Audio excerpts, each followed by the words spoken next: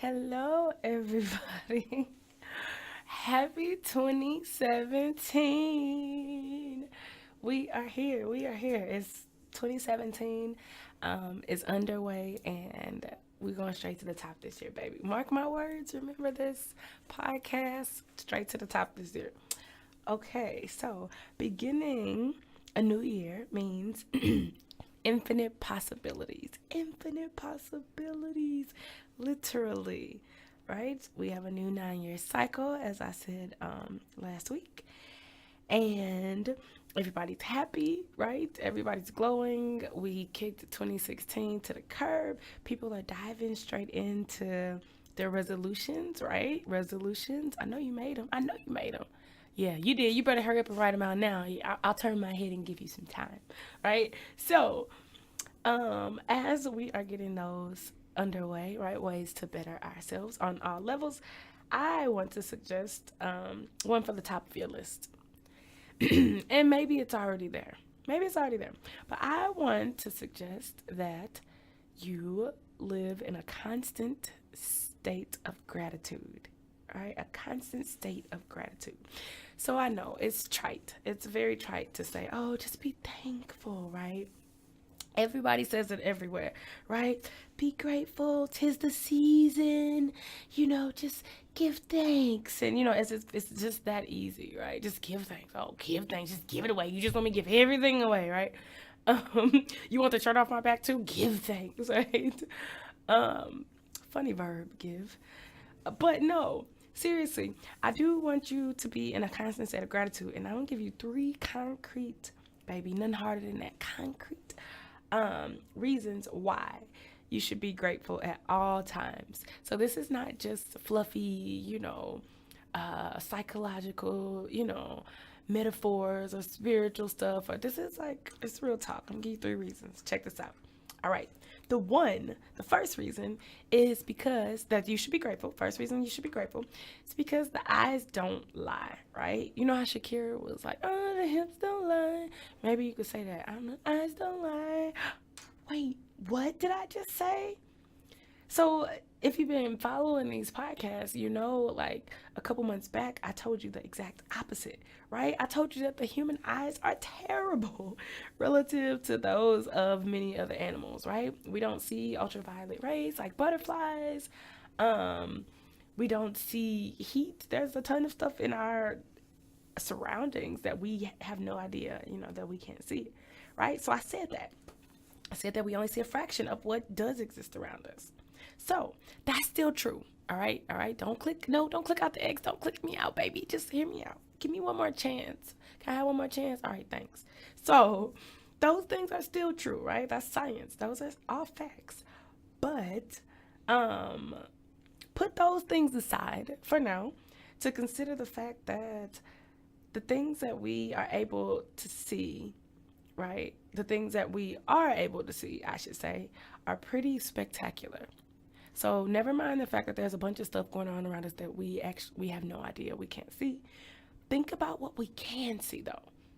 And that puts you in a state of gratitude, knowing that you only see a fraction of what is. And the things that we do see are pretty amazing, right? So I'm not talking about that other stuff. We left that behind. We left that behind before you, oh, well, but I see this. I see, nah, nah, nah. What I see fireworks. I'm talking about sunsets, right? Sunrises, rainbows, baby, right? What do all of these things have in common? Color, dun dun dun, right? They are all amazing displays of color, right? And what's the kicker? Scientists have found no reason for humans to see color. None. So we don't need to see color, right? There are no evolutionary or survival benefits whatsoever. Animals don't need to see color to know when a storm is coming, right? They sense it. And humans, we don't need to see color. You don't need to know that a tiger, to see the orange and black stripes of a tiger to know that they're not to be played with, right?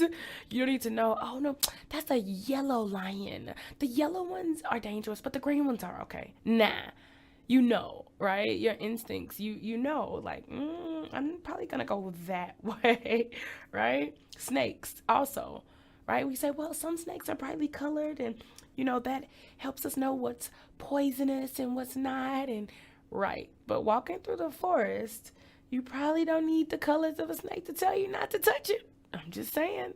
I'm just saying, right? So it is not an absolute necessity for our survival, right? Yet we see color. We don't need to, right?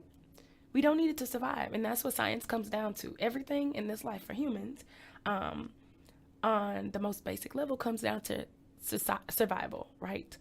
Does this help us survive? Does this help us evolve? Right? Evolve. So color helps. Seeing color may help me evolve. Interesting. Interesting, right? Okay, so why do we see it at all? Right? Why do we see the few colors that we do see? Because we don't see most of the things that exist, right? Butterflies see colors that our brains can't even fathom, right? So does the mantis shrimp. But the few colors that we are able to see are spectacular, right? And we see them. Why? Just because the universe loves us, right? It adores you. That's why. There's no need for you to see color, right? The universe just adores you. And so, color was gifted unto us for our pure delight and our pure amazement. That's it. That's it. There's no need, right? It's not like your, I don't know, wisdom teeth or appendix where it's like, ooh, we needed those back in the past, but now you can take them away. No, color, nope. And that's another point. Okay, if there was some benefit to seeing color in the past, then why do we still see it now? Why, if you look at it from a purely scientific standpoint, okay, traits, physical traits, and physiological traits that are not of direct benefit to the survival of a species eventually phase out. They go away, right? So why do we still see color? Humans have, for the most part, evolved beyond the need to live in the forest. Some still do, right? We respect those. But for the most part, most humans on this planet live in cities, right? We don't have to worry about, no leopards coming down the mountain to eat us, like no jaguars. We don't have to worry about that. Yet and still, everybody sees color. Every human born, I mean, obviously, of course, people with different afflictions can't see color. I understand that. But people who live in the forest see color just as people who live in the cities see color, right? It doesn't matter. Why is that, right? Just because. It's just because. So that means that if you can see color, because like I said, there are a few people who are unfortunate and they can't see it, right? Unfortunate, maybe not, maybe, it benefits them. Then you have a huge reason to be grateful. So just look around you. Let's go back to what I said earlier when I said, the eyes don't lie. What do you see? And you might look around you and be like, I see a lot of bull. Let's be real. Like, I see a bunch of stuff that I would rather not see. You know what I'm saying? My eyes are showing me a reality that I ain't really that okay with. Hey, that's fine. I'm not denying that. But I would implore you to remember that perception is reality, right? Perception is reality. Perception is reality. So even though you may be seeing some things that you really would rather not see, at the very basis of it all, right? At the very basis, I'm not going to tell you to change your thoughts about what you're seeing, right? I could, but I'm not. That's going to be another podcast, right? And you know that already. Change the way you think. I know. Nope. I'm not even going to tell you to do that. I'm going to tell you to just see it for what it is. Well, I see it for what it is. I mean, that's bad. You making me more depressed, girl. What's your job? No, I'm saying see it for what it is. There is color. So, for example, you look up at the sky and you see all these gray clouds and you're like, dang it, I wanted to have a picnic today. Like, this is horrible. See it for what it is. Clouds. A whole bunch of different shades of gray. 50 to be exact. No, I'm just playing. Yeah. Right? Some white, some silver. Like, wow. Why was I able to see that? Some blue, black, brown, right? See it for what it is. Even if you're looking at a dilapidated building, right? And you're like, would rather not see this. But what else is there? What do you see on a very basic level? What does a little kid see? Color, right? A little kid that points it out, who's just learning about the world and learning color, the first thing they're going to say is red. blue, green, that's all. They don't care about what happened in the house. They don't care why it fell apart. They don't care about um, urban decay or gentrification and all that, which are very real issues. Don't sleep. But on a very basic level, on the most basic level, I would argue, color, right? And kids are amazed by it. Wow, green. Wow, yellow, right? That's what they see. And the fact that you now know that there is no scientific reason for you to be able to see color, yet you do, and that there are, a few people who are born not seeing color, right? That is all the more reason for you to embrace it and to embrace the ability to see color with nothing but gratitude, right? Nothing but gratitude, right? So that's a reason to always be in a constant state of gratitude, right? All right. Second reason. Gratitude helps keep all of life's experiences, both wanted and unwanted, right, in perspective. So it gives you some perspective. It's easy to be thankful when quote unquote positive things happen. Yes, I got my air quotes back. What you gonna do about it, right? But I challenge you to try doing the same thing during unwanted circumstances, right? So let's say you wake up to a flat tire.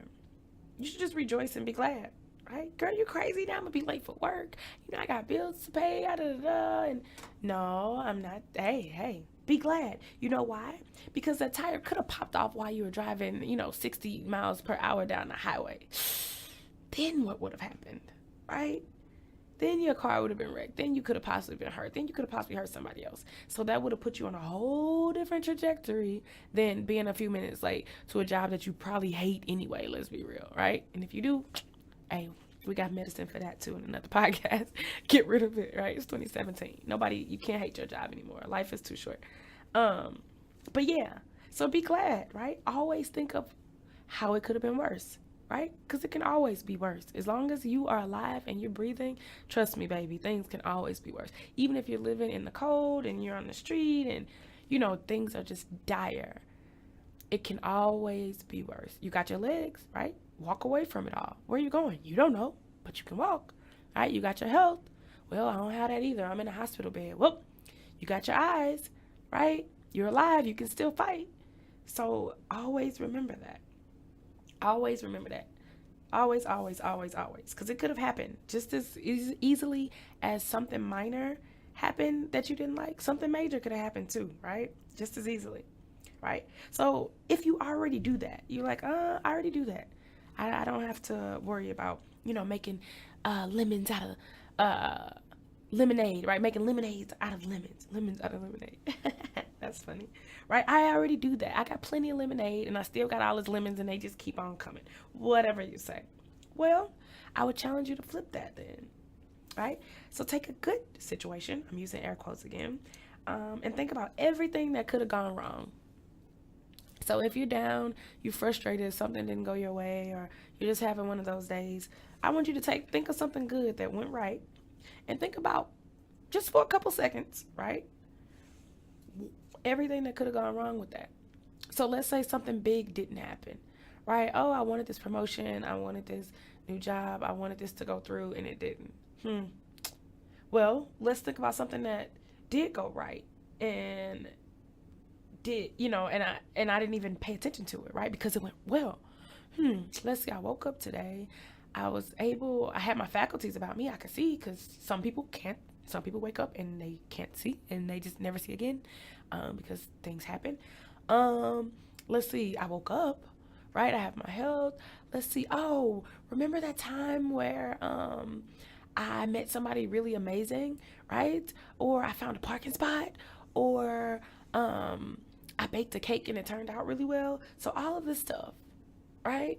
All of these things, they could have gone wrong, right? That cake little baking experiment could have turned out, like disastrous. Like it could have been nasty. People could have tormented you for it. Your house could have caught on fire. Like you can really take that, down the rabbit hole. Now, I have to caution you. Don't take that too far, because then it's just depressing and then you're creating more of what you don't want. Duh. But the only reason why I asked you to even consider that in the first place is not for simple philosophy, right? It's not philosophical. It's because of science. The nature of the universe is chaos. So just as easily as things went well for you, they could have gone sour, right? So sometimes you need to remind yourself of that so that you stay focused, right? And you stay in a state of constant gratitude, right? Right? That's why. That is why, right? Things went right. They didn't go wrong. Wow. That's a plus. I'm winning. I'm all the way up, right? So that's why you should always wear a smile on your face and a song in your heart, right? Okay, not every day. Not every day. We human, y'all. Right? But most days. All right. Last reason. Number 3 of why you should have a constant or be in a constant state of gratitude. Because it works, baby. Because it works, right? So being grateful for the present moment sends powerful signals to the universe, right? And beyond, that your acceptance of what is means that you're ready and you're open to what's next, right? So again, you think I'm just being philosophical here. Oh, everybody says that, right? Everybody says that. No, I say this from experience, y'all. So check this out. It works. Gratitude works. I'm only telling you this because it works. Okay, so I was just a couple days ago, right? New Year's Eve. Walking out of a store, I see a penny on the ground. And I point to the person I'm with. I'm like, ooh, a penny, I'm gonna get it. And they laugh. Oh, it's a penny, like everybody does. Just like the person who threw it down or dropped it and failed to pick it up, right? It's a penny, who cares? And I said, and I wasn't, thinking anything of it. I just said this, just in general. I was like, you know what? I pick up pennies, and you should always pick up pennies because it's currency, right? Does it not spend like money? And they're like, oh yeah, of course. But how many do you need to even make a difference or make a dollar, blah, blah, blah. And I said, yes, but picking up a penny shows the universe that you appreciate that penny, right? When I lived in Asia, I remember seeing on a greeting card, like, if you're not happy with what you have, how can you ask for more? And it was like a cute little rabbit. I'm like, that's so deep. And so that's what I applied to this situation. I'm like, I picked up a penny. I'm showing the universe, thank you. Yes, a penny. Like, this is money. Is it not money? Yes. Right? Don't tell me it's not a lie. It's money. Thank you. It was free money. So yay, universe, I appreciate this. I'll take this penny. Yep. And I'm going to spend it. Right? And so then we walked a little further and there was another penny. And I'm like, oh, there's another one, but I couldn't get to it. So I pointed and then they were like, oh, I'll get it. All right. I'm like, give me my penny. They're like, no, I'm going to take your advice. Right? And it was just they laughed it off and that was that.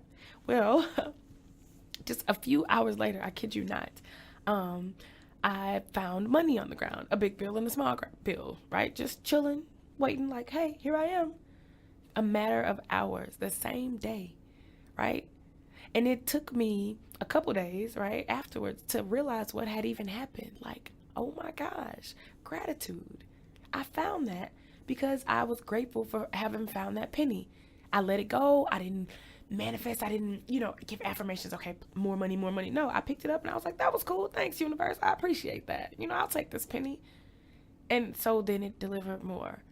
And then something else happened just this morning where I was paid double the amount for a project, right, that I did, so it was just like, wow, just because. So I'm like, gratitude is real, y'all. It is real. So try it, right? That's all. Try it for yourself. Let me know what happens. You can comment on here if you're doing it directly from the podcast, right? But we'll see what happens.